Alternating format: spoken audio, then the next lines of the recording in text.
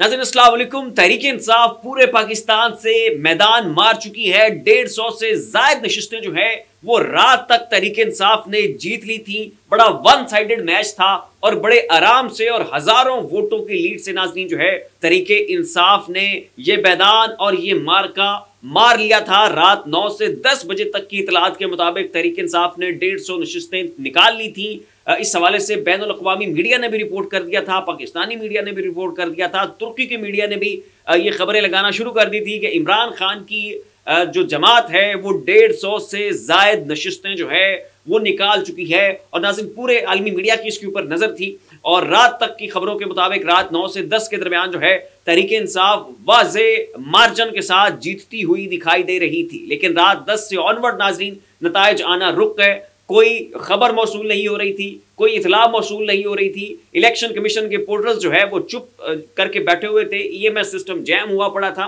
पूरा पाकिस्तान के जहां पर जुज़वी तौर पर इंटरनेट बहाल किया गया था वो तमाम तर इंटरनेट दोबारा बंद कर दिया गया, सिर्फ इसलिए कि जो इतलात है उसका फ्लो ना बन सके, लोगों को ये जो भी गेम डालनी है, जो वारदात डालनी है उसमें आसानी हो सके। तो जनाब रात को कि जब किसी भी जगह पे किसी भी खुदकश हमले की कोई प्रोबेबिलिटी नहीं थी, इम्कान ही नहीं था, कोई इज्तिमा ही नहीं था, हमला कहाँ होना था, तो इसके बावजूद जो है रात को इंटरनेट बंद रखा गया।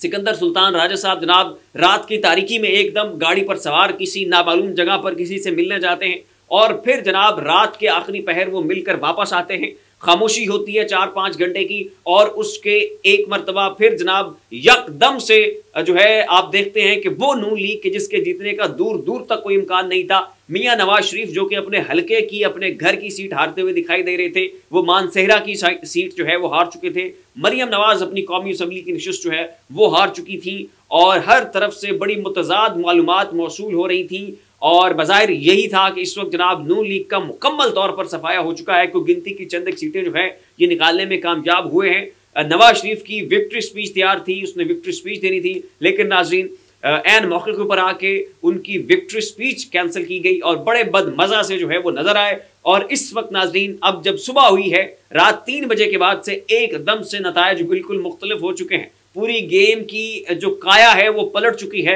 वो जमात के जो जीतती हुई दिखाई दे रही थी इस वक्त वो हारती हुई दिखाई दे रही है और वो जमात के जिसके जीतने का दूर दूर तक कोई इम्कान नहीं था, वो जमात के जिसके चेयरमैन नवाज शरीफ साहब, उसकी बेटी मरियम नवाज, वो अपने घर की सीटें हार रहे थे, अब जनाब वो फतहयाब होते हुए दिखाई दे रहे हैं। नवाज शरीफ साहब NA 130 से कि जहां से ये 20-30 हजार की लीड से हार रहे थे, इस वक्त जनाब नाजरीन इस हल्के में यास्मीन राशिद के खिलाफ नवाज शरीफ 50-60 हजार वोटों की लीड से फतहयाब करार पा चुके हैं।